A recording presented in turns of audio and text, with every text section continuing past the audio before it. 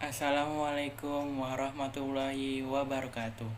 Perkenalkan, nama saya Ridho Jaya Pamukas. Saya dari kelas 10 MIPA 3 dan saya akan menjelaskan materi bab 2, menjauhi pergaulan bebas dan larangan mendekati perbuatan zina.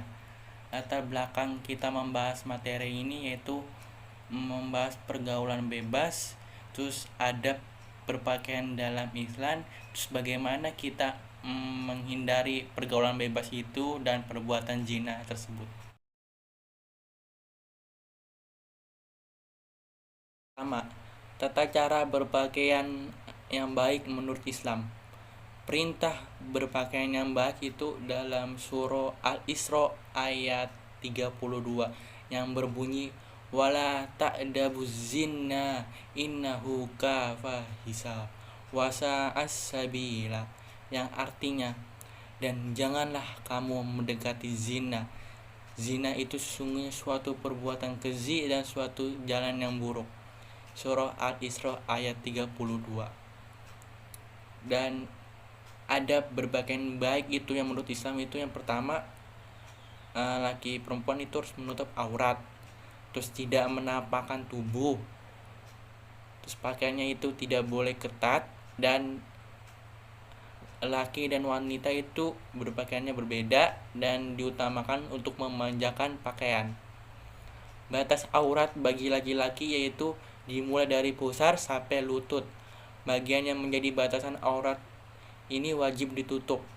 Sedangkan aurat wanita itu mulai dari ujung kepala hingga kaki, yaitu rambut, tangan, hingga pergelangan dan kaki. Isi kandungan surah Al-Isra surah yang ke-17 ayat 32. Janganlah kamu mendekati zina. Maksud dari ayat ini yaitu dalam Islam itu memerintahkan untuk kita menjauhi segala sesuatu yang bisa mengundang terjadinya perbuatan zina.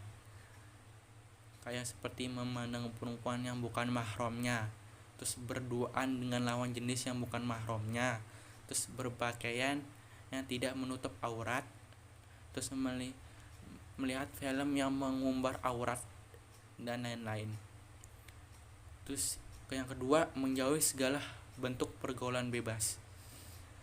Perbuatan zina termasuk suatu yang keji karena perbuatan tersebut menimbulkan keburukan, antara lain merusak taatnya hukum dan sosial, merusak harkat martabat seseorang atau manusia, terus menimbulkan penyakit sosial. Dan saya akan membacakan surah An-Nur surah yang ke-24 ayat 2. A'udzubillahi minasyaitonirrajim. Bismillahirrahmanirrahim. Az-zaniyatu waz-zani fajlidu kulla wahidin minhuma mi'atan zaldati wa la ta'khudhukum bihima ra'fatun fi dinillahi in kuntum tu'minuna billahi wal yawmal akhir wal yashhad azabahuma ta'ifatum minal mu'minin, yang artinya pezinah perempuan dan pezinah laki-laki diralah masing-masing dari keduanya 100 kali, dan janganlah rasa belas kasihan kepada keduanya, mencegah untuk menjalankan agama atau hukuman Allah jika kamu beriman kepada Allah. Dan saya akan menjelaskan isi kandungan surah An-Nur surah yang ke-24 ayat 2. Asbabun nuzul surah An-Nur surah yang ke-24 diriwayatkan dari Sa'id bin Mansyur yang bersumber dari Mujahid. Ketika Allah mengharamkan zina, di sekitar mereka banyak wanita penzina yang cantik. Kemudian turunlah ayat tersebut yang menegaskan bahwa wanita berzina hanyalah dikawini oleh laki pezina atau laki-laki musyrik. Pada surah An-Nur, surah ke-24 ayat 2 menegaskan tentang kejadiannya perbuatan zina, sehingga Allah menetapkan yang pertama, sanksi hukum dari Allah yang sangat berat. Yang kedua, pelaku zina diberikan hukuman. Yang ketiga, yang dikenakan hukuman kedua pelaku zina. Yang keempat, jika pelakunya laki-laki atau perempuan yang belum menikah, maka hukumannya didera atau dicambuk 100 kali tanpa belas kasihan. Yang kelima, jika pelakunya laki-laki atau perempuan yang sudah menikah, maka hukumannya adalah rajam, yaitu dilempari batu setengah badan hingga meninggal. Yang keenam, pelaksanaan hukuman dilakukan di tempat umum agar diketahui banyak orang. Jika kamu beriman kepada Allah dan hari kemudian, dan hendaklah pelaksanaan hukuman mereka disaksikan oleh sebagian orang-orang yang beriman.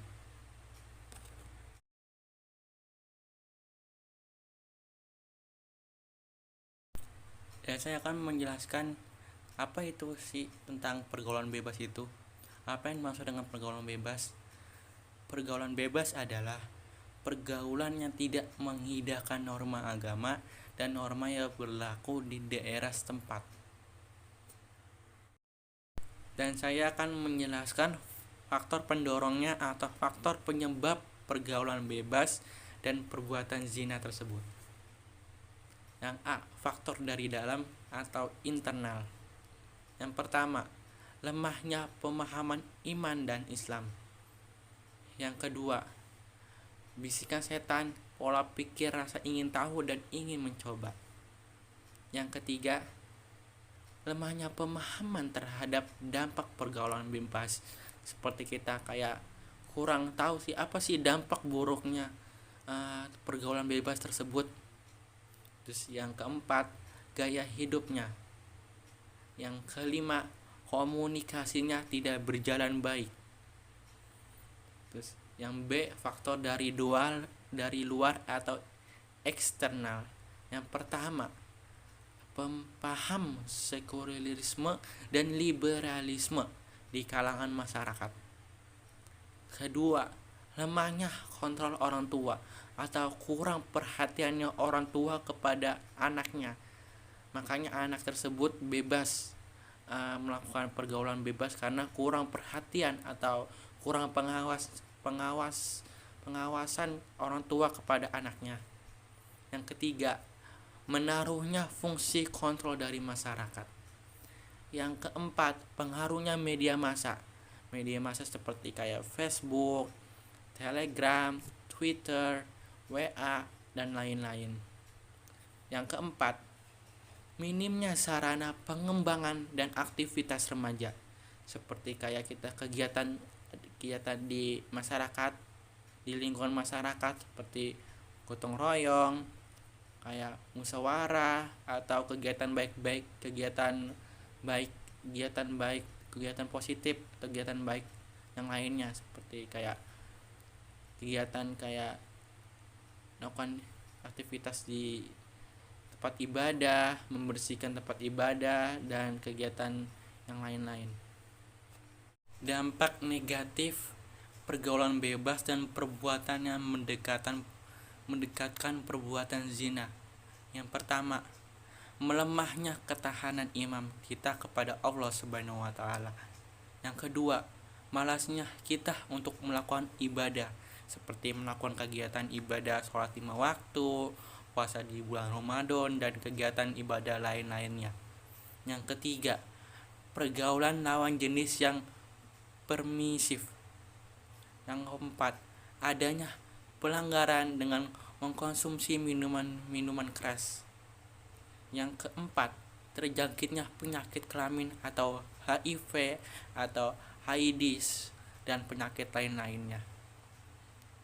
Yang keenam, terjadinya tindakan kekerasan seperti di lingkungan masyarakat maupun di lingkungan keluarga. Dan manfaat manfaat dan hikmahnya menjauhi pergaulan bebas dan larangan mendekati zina. Yang pertama, terhindarnya kita dari penyakit kelamin. Seperti yang tadi saya sebutkan, penyakit kelaminnya seperti HIV dan AIDS. Yang kedua, terhindarnya dari perbuatan dosa. Karena kalau kita menjauhi perbuatan zina, kita akan terhindar dari dosa atau murka Allah kepada kita. Yang ketiga, terhindarnya terjaganya nama baik keluarga. Yang keempatnya, terhindar dari aib memalukan.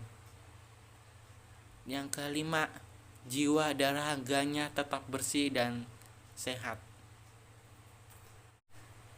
Sekian dari saya. Wassalamualaikum warahmatullahi wabarakatuh.